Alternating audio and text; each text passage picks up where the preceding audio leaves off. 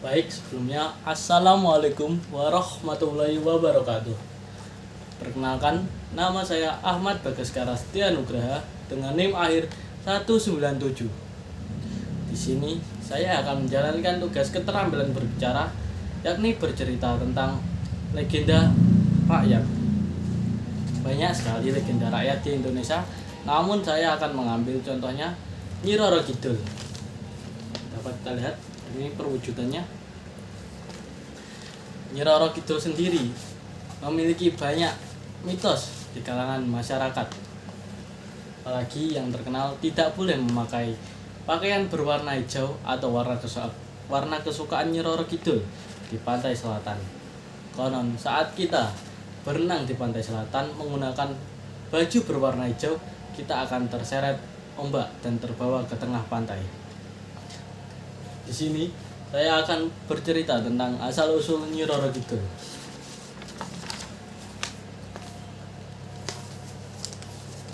Tatkala dulu dikisahkan pada abad ke-15 sampai 16 ada sebuah kerajaan Pajajaran yang dipimpin oleh raja bernama Prabu Mundipwangi atau yang lebih dikenal sebagai Prabu Siliwangi ke-6. Beliau memiliki kegemaran berburu di hutan. Namun, setiap beliau berburu, beliau tidak pernah dikawal oleh pengawalnya atau prajurit-prajuritnya. Suatu hari, ia pergi berburu ke hutan. Ia berburu ke hutan menggunakan anak panah dan busur panah. Saat keasikan berburu di hutan, beliau tidak terasa masuk ke dalam hutan yang sangat dalam dan akhirnya tersesat. Pada saat mencari jalan keluar, beliau tidak pernah sama sekali tidak menemukan jalan keluar dari hutan itu. Lalu beliau berputus asa dan mengucap, "Apakah aku telah tersesat di hutan ini?" ucap beliau saat itu. Tiba-tiba kuda yang dinaiki yang digunakan untuk berburu pergi meninggalkan Prabu Mundipwangi. Prabu Mundipwangi pun sangat putus asa pada saat itu. Tiba-tiba Prabu Mundipwangi bertemu dengan seorang gadis yang cantik di hutan itu. Lalu Prabu Mundipwangi pun bertanya kepada gadis itu, "Permisi, apakah Anda tahu jalan keluar dari hutan ini?" Lalu wanita itu pun menjawab, "Oh, ternyata ada yang tersesat di hutan ini." Setelah menjawab, Prabu Mundipwangi pun bertanya, "Kemana jalan keluar dari hutan ini?" Lalu wanita itu pun akan memberitahu Prabu Mundipwangi jalan keluar. Namun ia berkata, "Aku akan menunjukkan jalan keluar dari hutan ini. Namun aku memiliki syarat kepadamu yang harus kamu penuhi." Sang Prabu pun menjawab, "Apa syaratnya?" Lalu wanita cantik itu pun memberikan syarat, "Tinggallah bersamaku untuk beberapa saat. Setelah itu kamu akan kuberi jalan keluar dari hutan ini." Prabu Mundipwangi pun mengiyakan permintaan dari wanita itu. Setelah itu Prabu Mundipwangi diajak ke rumah wanita itu. Pada saat sampai di rumah wanita itu, Prabu Mundipwangi terkejut betapa megahnya rumah wanita itu, seperti istana. Prabu Mundipwangi pun bertanya kepada wanita tersebut, "Siapakah sebenarnya dirimu itu?" Namun wanita tersebut itu hanya tersenyum kepada Prabu Mundipsiliwangi. Tak lama berselang, Prabu Mundipwangi pun tinggal bersama wanita itu. Setelah sekian lama Prabu tinggal, Prabu Mundipwangi pun jatuh cinta kepada wanita tersebut dan mengajak menikah wanita tersebut.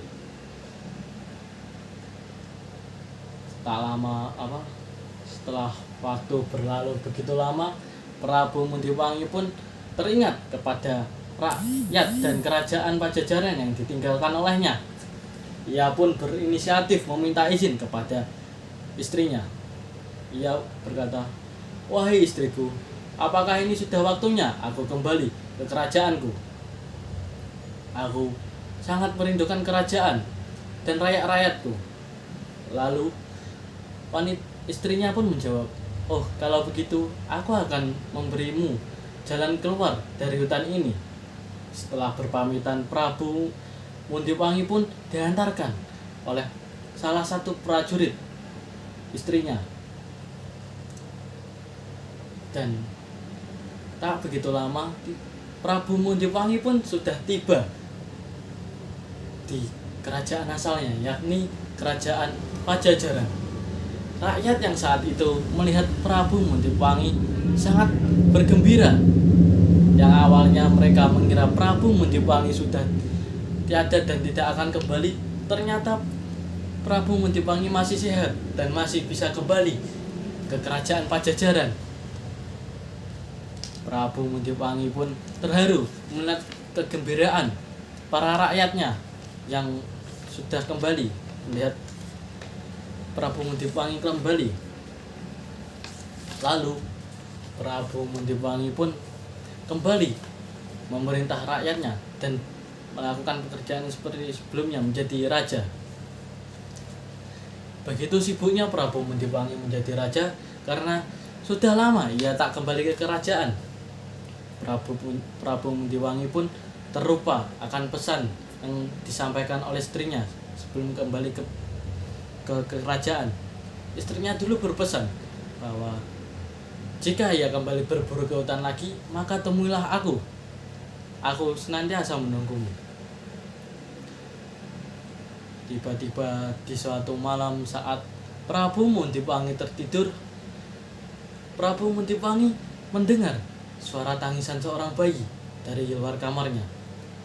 Prabu Muntiwangi pun bergegas menengok apa yang terjadi di luar kamar.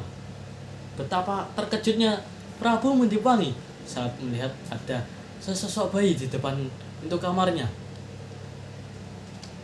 Lalu Prabu Muntiwangi pun mengambil seorang bayi tersebut. Tiba-tiba muncullah cahaya dari depan Prabu Muntiwangi. Ternyata itu adalah istrinya yang di hutan.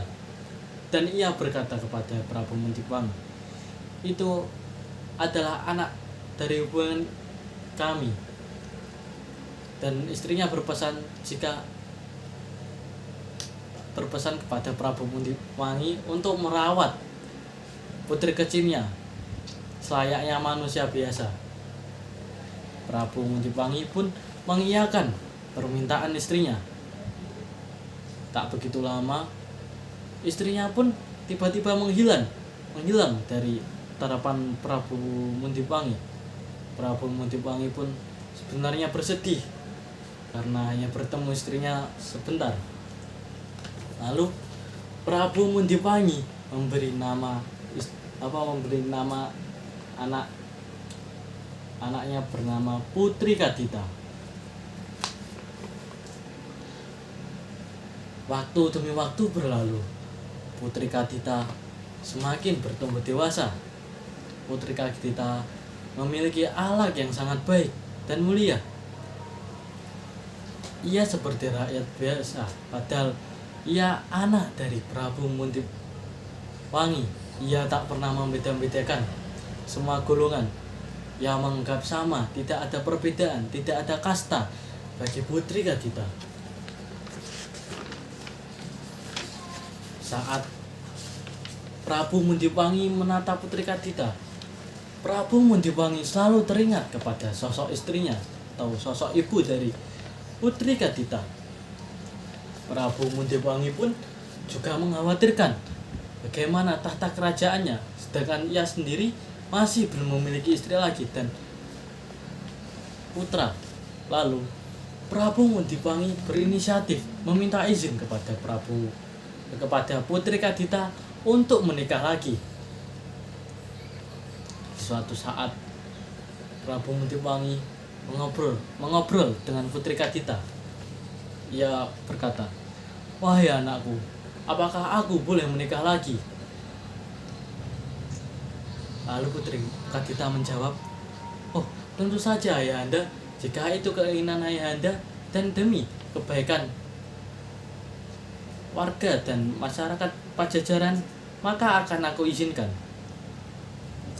Setelah itu, Prabu Muntipangi menikah dengan putri bangsawan yang bernama Dewi Mutiara.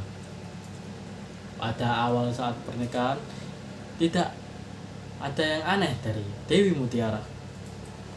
Namun, setelah beberapa bulan dari pernikahan, Dewi Mutiara pun kabarnya mengandung seorang anak putra. Kabar itu pun disambut hangat oleh Prabu Muntipangi. Prabu Muntipangi pun sangat senang mendengar kabar itu. Namun pada saat Dewi Mutiara mengandung, ia memiliki ego yang sangat besar. Tidak seperti awal yang baru menikah, Dewi Mutiara ini selalu memerintah seenaknya saja, seperti seorang raja. Ia selalu meminta makanan-makanan enak yang dimakan, seperti dengan tamu-tamu kerajaan. Prabu Muntipangi pun selalu mengiyakan apa yang diminta oleh Dewi Mutiara. Pada suatu saat di ruang makan, Dewi Mutiara pun berkata dan meminta sesuatu kepada Prabu Muntipangi. Ia berkata, demi kelancaran kelahiran anak kita, apakah aku boleh meminta sesuatu kepadamu?" Sang Prabu Muntipangi pun menjawab, "Permintaan apa yang kamu inginkan?" Lalu Dewi Mutiara pun mengatakan apa yang ia inginkan. Ia ingin jika Putri Kadita diusir dari kerajaan Pajajaran. Lalu Prabu Muntipangi pun berkata, "Bagaimana bisa aku mengusir sesosok putriku yang sematawayang yang aku rawat saat kecil hingga saat ini?" Prabu Muntipangi pun marah dan meninggalkan Dewi Mutiara. Dewi Mutiara yang saat itu mengandung juga marah dan melemparkan makanan-makanan di meja.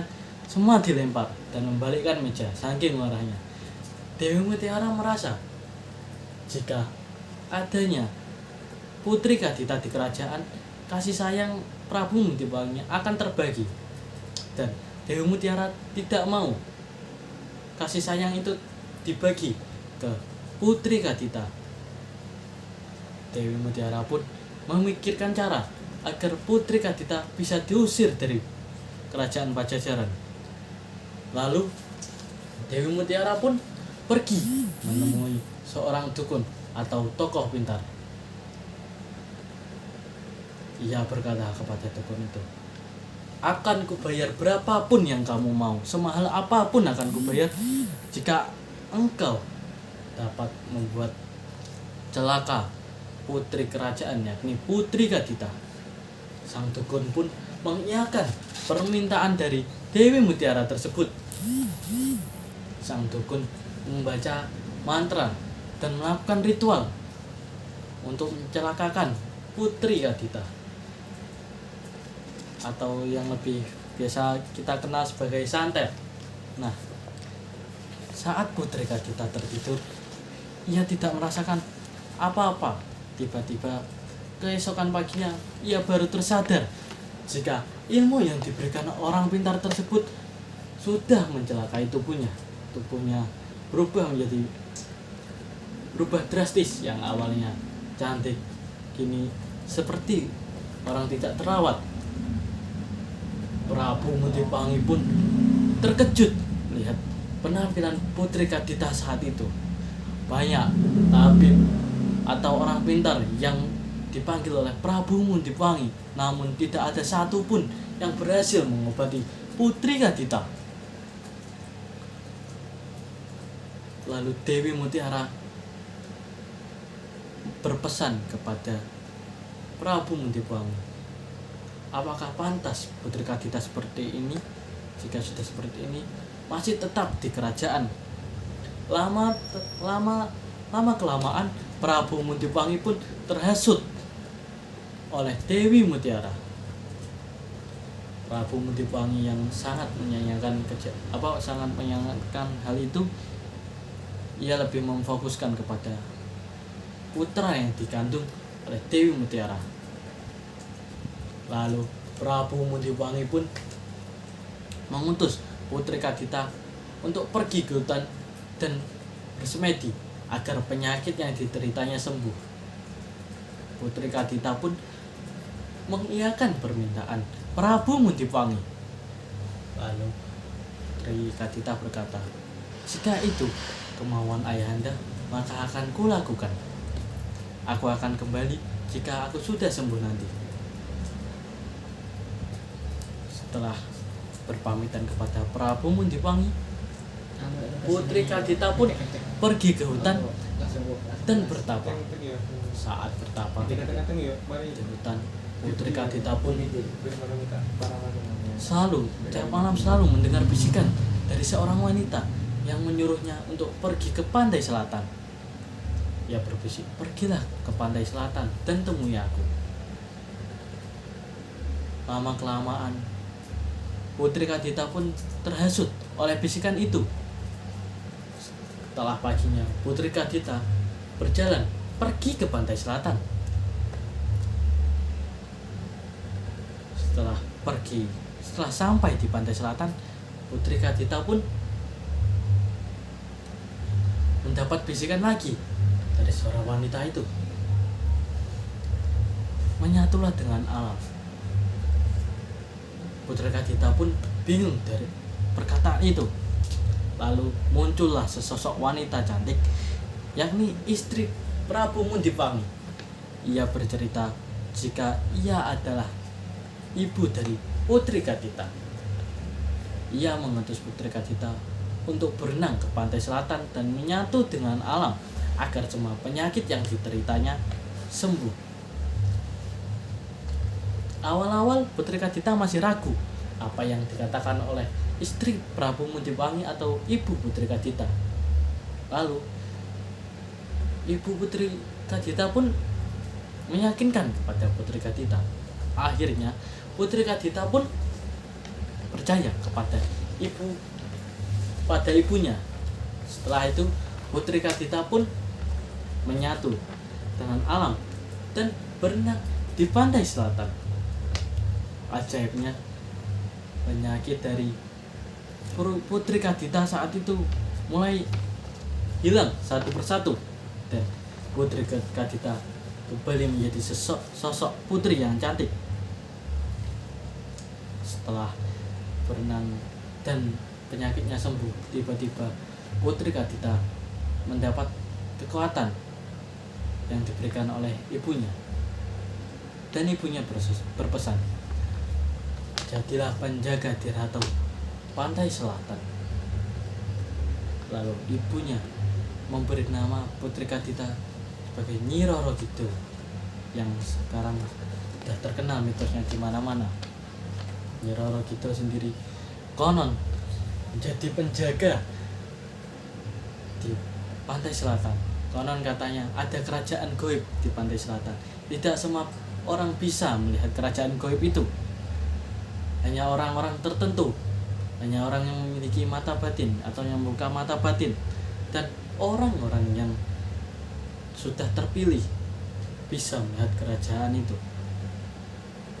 Konon katanya juga kerajaan itu sering meminta tumbal manusia sebagai tumbal sesajen di kerajaan itu. Mitos yang beredar pun juga membuat takut masyarakat sekitar. Masyarakat sekitar percaya jika kita menggunakan pakaian berwarna hijau, kita akan menjadi tumbal dari Nyi Roro Kidul.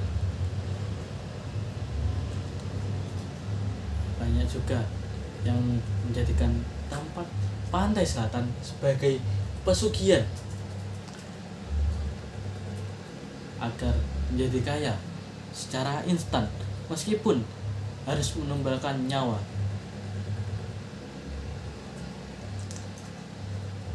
Selain itu juga pada beberapa malam hari tertentu atau bulan tertentu selalu ada suara kuda yang berenang di pantai selatan. Masyarakat sekitar percaya jika itu kuda dari Nyi Roro Kidul. Nyi Roro Kidul sendiri sekarang menjadi penjaga pantai selatan yang diyakini oleh banyak masyarakat, banyak mitosnya juga. Setelah sekian dari saya, terima kasih telah menyimak dan mendengarkan cerita dari saya. Saya pamit undur diri. Sekian, terima kasih. Wassalamualaikum warahmatullahi wabarakatuh.